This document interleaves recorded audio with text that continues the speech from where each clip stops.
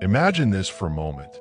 Two people start out in life with the same education, the same job opportunities, and the same income. Fast forward 20 years. One is wealthy, free, and living life on their own terms. The other is struggling paycheck to paycheck, constantly worried about bills and debt. What made the difference? It wasn't luck. It wasn't intelligence. It wasn't even hard work alone.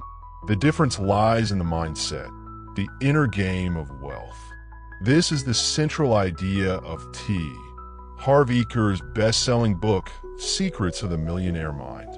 In it, Eker reveals how our subconscious beliefs about money shape our financial reality. He calls these beliefs our money blueprint. And here's the shocking part. Most of us don't even realize we're following a money blueprint that was installed in us during childhood, by our parents, by society, and by the environment we grew up in. If you've ever wondered why some people seem to naturally attract wealth, while others repel it no matter how hard they try, this book provides the answers. Welcome to Legacy Book Insight. So today we're going to break down the key lessons, stories, and principles from Secrets of the Millionaire Mind.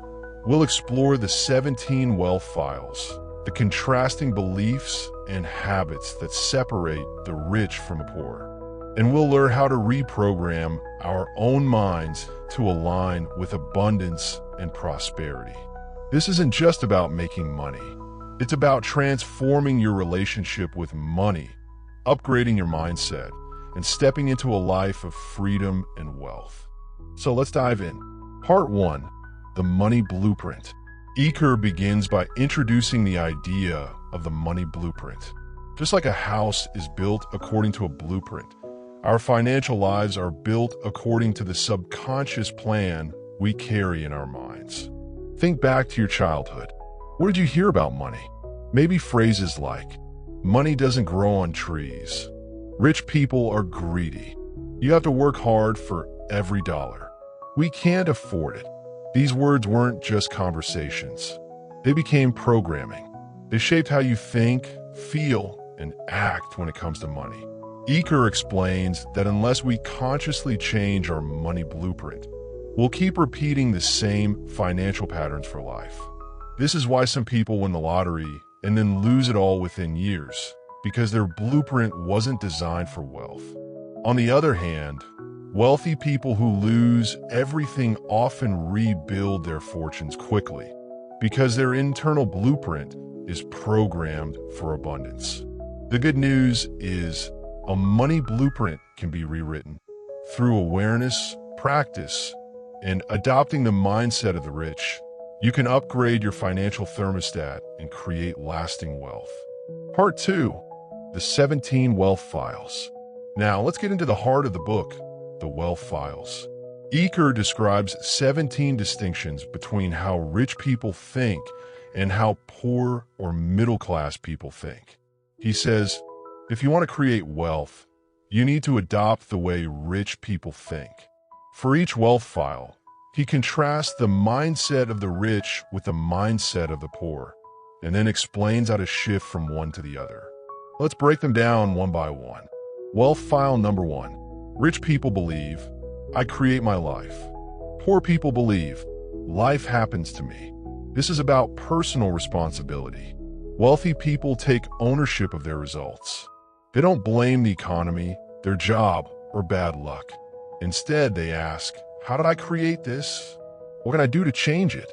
Poor people, on the other hand, tend to blame others, complain, or justify their struggles. Every time you complain, you're actually programming your brain for lack. But when you take responsibility, you reclaim your power. Wealth file number 2. Rich people play the money game to win. Poor people play the money game not to lose. Think of money like a sport. Wealthy people aim for financial freedom and abundance. They want to win big. Poor people, however, focus on survival. They play defense, try not to lose what they have. But here's the truth. If your goal is only to have enough to pay the bills, that's all you'll ever achieve. Wealth requires playing to win. Wealth file number 3. Rich people are committed to being rich. Poor people want to be rich. There's a huge difference between wanting and being committed. Everyone wants wealth, but wealthy people are truly committed.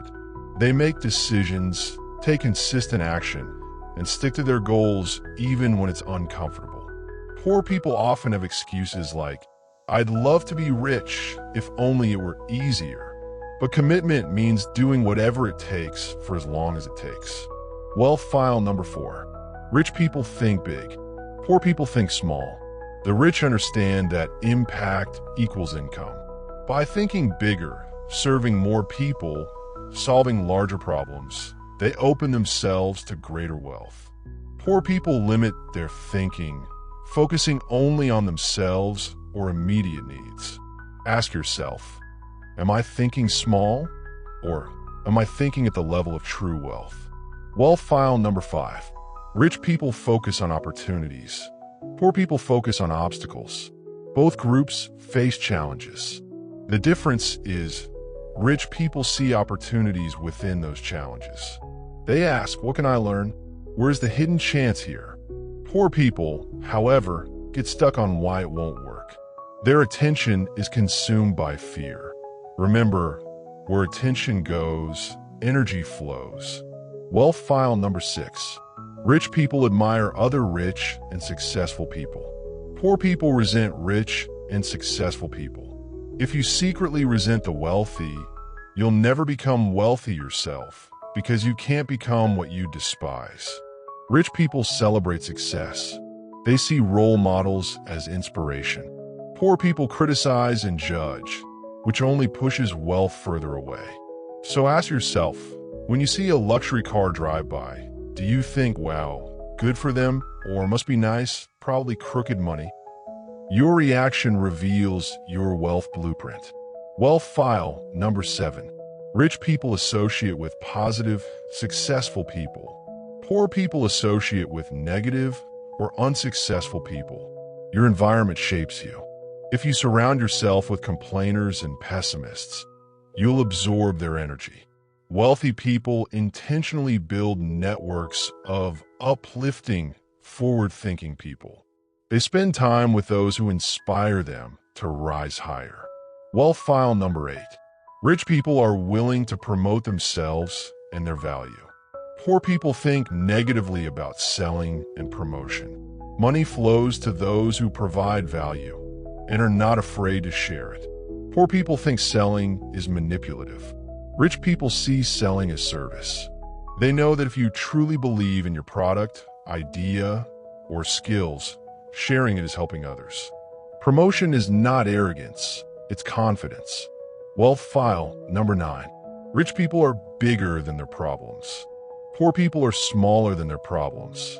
Wealthy people face challenges head-on. They don't shrink when problems arise. They grow bigger than the problem. Poor people, however, avoid difficulties. They complain about how unfair life is. But wealth requires courage and resilience. Remember, the size of your wealth is directly proportional to the size of the problems you can solve. Wealth file number 10. Rich people are excellent receivers. Poor people are poor receivers. Wealth is not just about giving, it's also about receiving. Some people struggle with accepting money, compliments, or help. Deep down, they feel unworthy. Rich people embrace abundance. They allow themselves to receive fully, knowing they deserve it. Money is like energy, it needs to flow. If you block receiving, you block wealth. Wealth file number 11. Rich people choose to get paid based on results. Poor people choose to get paid based on time. Employees trade hours for dollars. Entrepreneurs, investors, and wealthy individuals trade value for dollars. If you only get paid for your time, your income is limited because time is limited. But if you create results, products, or systems, your income becomes unlimited. Wealth file number 12. Rich people think both. Poor people think either/or. Poor people think in scarcity. I can either have a career or a family. I can either be rich or be spiritual. Rich people think in abundance. I can have both. This shift opens possibilities. Life doesn't have to be limited to one choice. Wealth file number 13. Rich people focus on their net worth. Poor people focus on their working income. Wealth isn't about how much you earn. It's about how much you keep, grow, and multiply. Poor people measure success by salary. Rich people measure success by net worth, savings, investments, and assets. The true question is, if I stop working today, how long could I maintain my lifestyle?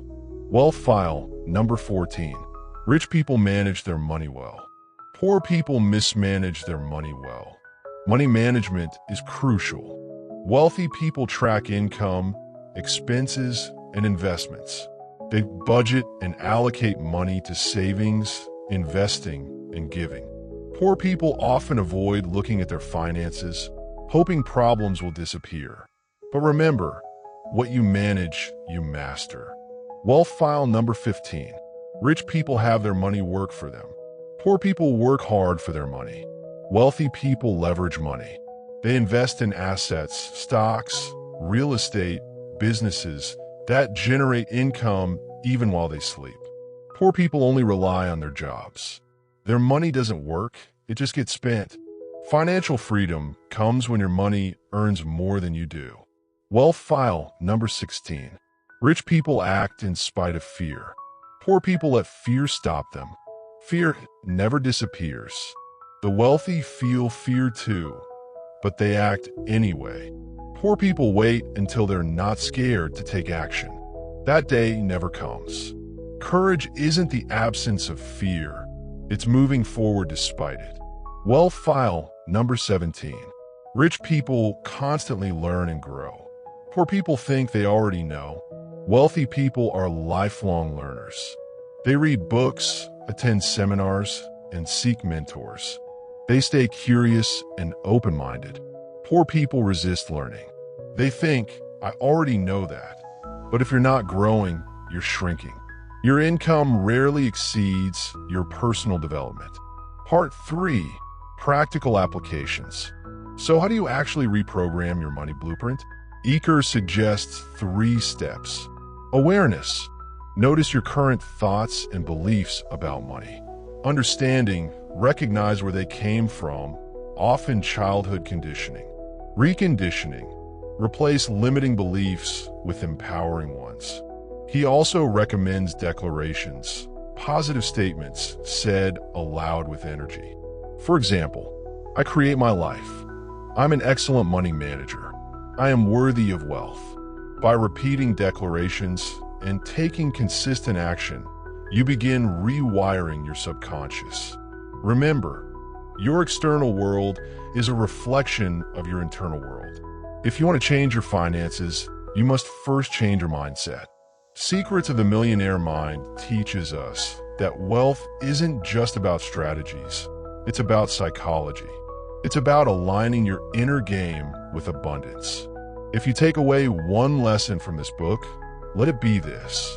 Your thoughts create your financial reality. Change your thoughts, and you change your life. So, which wealth file resonated with you most? Which belief are you ready to adopt today? If you enjoyed this summary and found value in it, make sure to like this video, share it with a friend, and subscribe to the channel for more deep dives into life-changing books. And remember, wealth starts in a mind. When you master your mindset, you master your money. Thank you for watching, and I'll see you in the next video.